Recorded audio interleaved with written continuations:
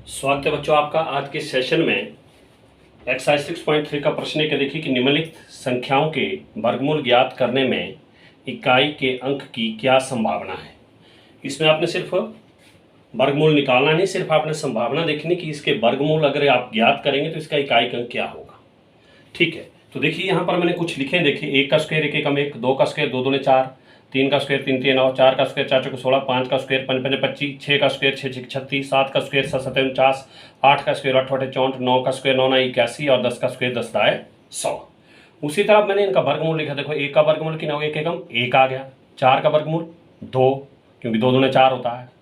9 का वर्गमूल 3 3 9, 16 का वर्गमूल 4 चौके 16 यानी कि 4 आ गया। 5 का वर्गमूल 5 और 36 का वर्गमूल 6, 49 का वर्गमूल 7 7 7 49 और 64 का वर्गमूल 8 8 64 8 आ गया और 81 का वर्गमूल 9 हो गया और 100 का वर्गमूल 10 हो गया।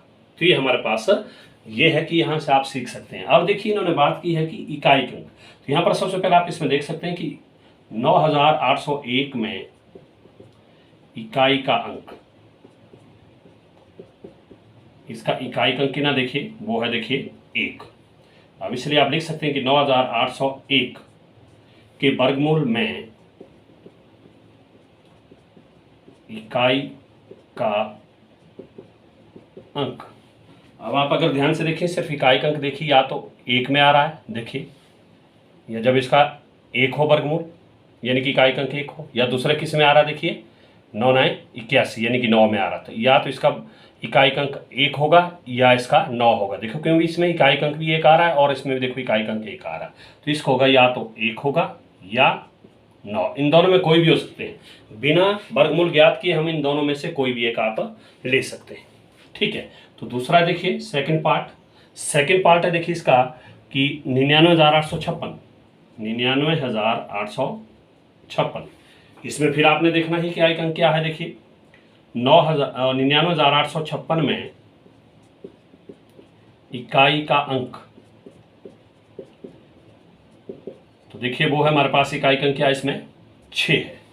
6 है तो इसलिए 99,856 के वर्गमूल में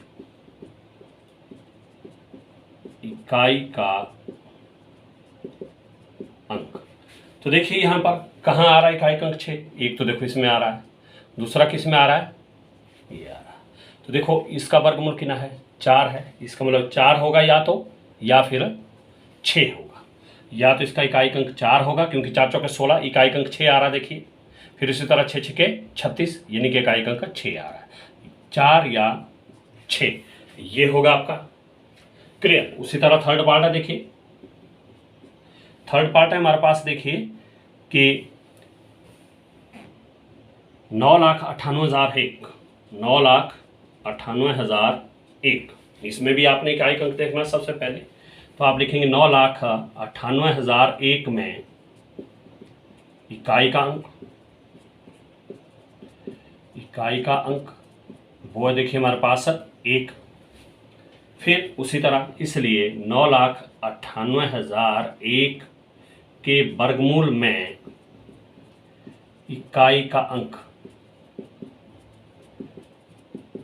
वही चीज देखिए फिर 1 एकम 1 या तो 1 में आ रहा है या फिर 9 9 81 यानी कि या तो 1 होगा उसका या 9 होगा। तो यहाँ पर देखिए या तो 9 9 81 1 एकम 1, 1 और 9 होगा, या तो 1 या 9। क्लियर। फोर्थ पार्ट है देखो इसका 65,76,76,66,25। इसमें भी आपने वही देखना है सबसे पहले। तो इसलिए 65,76,66,66,25 में इकाई का अंक, इकाई का अंक देखिए इसकी इकाई का अंक क्या है 5, इकाई का अंक 5।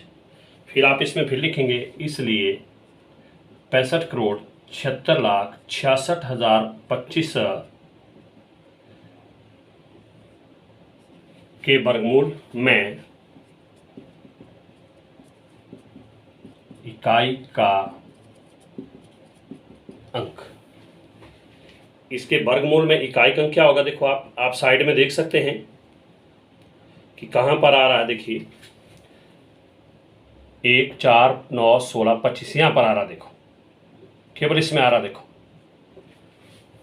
वो किस में आ रहा है, उसमें क्या होगा, इकाई अंक केवल 5 होगा, इसमें क्या होगा वो 5, और किसी में नहीं आ रहा। ओके,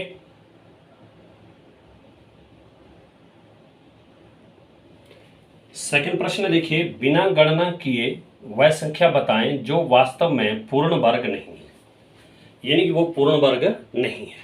तो देखिए यहां पर देखना आपने, 1 का वर्ग 1 एकम 1, 2 का वर्ग 2 दूने 4, 3 का वर्ग 3 3 9, 4 का वर्ग 4 चौक 16, 5 का वर्ग 5 5 25, 6 का वर्ग 6 6 36, 7 का वर्ग 7 7 49, 8 का वर्ग 8 8 64, 9 का वर्ग 9 9 81, 10 का वर्ग 10 9 100। तो देखिए पूर्ण वर्ग संख्याएं वो होंगी जिनका इकाई अंक या तो 1 हो, या 4 हो, या 9 हो, या 16 यानी कि 6 हो, या 5 हो, या 6 हो, या 9 हो, या 4 हो, या 1 हो, या 0। शून्य में देखना आपने कि 2 शून्य होने चाहिए इकट्ठे, ये ध्यान रखना। अगर कहीं आप कहेंगे कि मान लो 10 लिखा आपने, कि आप कहेंगे कि 10 भी एक पूर्ण वर्ग संख्या है, तो वो गलत होगी। क्यों? क्योंकि 10 का तो कोई पूर्ण वर्ग बनता ही नहीं। देखिए तो 2 पंजे 10 होता है, नहीं होता है। तो इसलिए 10 में खासकर, ये शून्य में खासकर ध्यान रखना आपने, अगर 2 शून्य या 4 शून्य हो तो तब आप कहेंगे कि वो पूर्ण वर्ग संख्या। अब यहाँ पर देखिए पहली संख्या हमारे पास 153 है, इसमें देखिए आप इकाई अंक कहीं 3 आ रहा है, कहीं नहीं आ रहा, देखो वर्ग करने पर। तो आप लिख सकते हैं क्योंकि 153 में इकाई का अंक 3 है। देखिए 3 कहीं भी नहीं आ रहा, देखिए यहां पर, इसलिए क्या कहेंगे आप, इसलिए किसी भी संख्या के यानी कि इकाई का अंक जो है 3 नहीं होगा, जो कि एक पूर्ण वर्ग संख्या हो। इसलिए कोई भी संख्या पूर्ण वर्ग नहीं होगी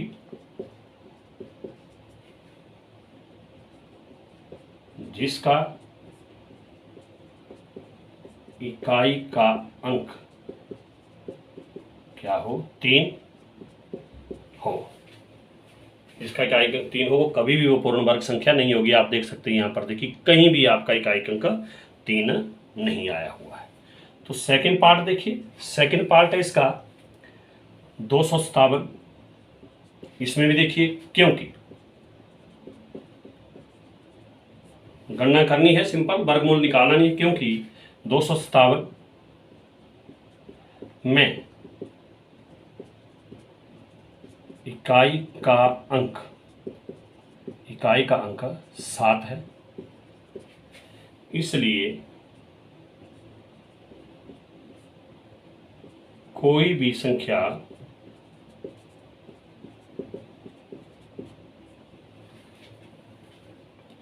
संख्या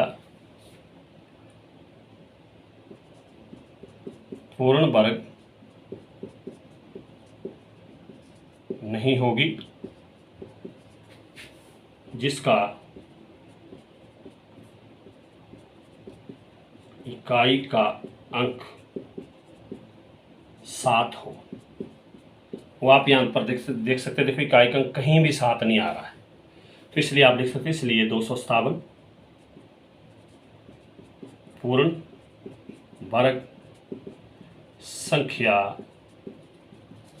नहीं है। तो यहां भी आप लिख सकते थे, कि इसलिए यहां भी आप लिख सकते थे कि इसलिए 153 पूर्ण वर्ग संख्या नहीं है। ओके, और थर्ड पार्ट देखिए 408 दिया है, तो इसमें भी आप लिख सकते हैं क्योंकि 408 में इकाई का अंक 8 है।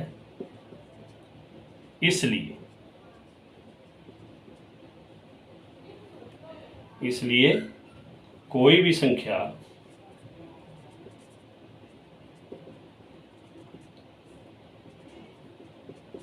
पूर्ण वर्ग नहीं होगी, जिसका इकाई का अंक 8 हो। वो आप देख सकते हैं, देखो कहीं भी जो है इकाई का अंक 8 नहीं आ रहा है, जिसमें कि जब आप उसका पूर्ण वर्ग करेंगे तो इकाई का अंक कहीं भी 8 नहीं आएगा। आप देख सकते हैं यहाँ पर, देखिए 8 कहीं भी नहीं आ रहा है इकाई का अंक, तो आप लिखेंगे इसलिए 408 पूर्ण वर्ग संख्या नहीं है, पूर्ण वर्ग संख्या नहीं है। और लास्ट पार्ट है, देखिए इसका क्या है, वो है 441। तो आप फिर वैसे लिखेंगे, क्योंकि 441 में इकाई का अंक 1 है। आप देखिए, क्योंकि 441 में इकाई का अंक 1 है, आप देखिए यहाँ पर एक, देखो यहाँ भी आ रहा है और यहाँ भी आ रहा है, तो इसलिए क्या है, ये पूर्ण वर्ग संख्या है। तो आप लिख सकते हैं कि इसलिए जिस संख्या का इकाई का अंक 1 हो, वह पूर्ण वर्ग संख्या होती है। तो इसलिए लिखेंगे आपकी 441 पूर्ण वर्ग संख्या है। 441 एक पूर्ण वर्ग संख्या है।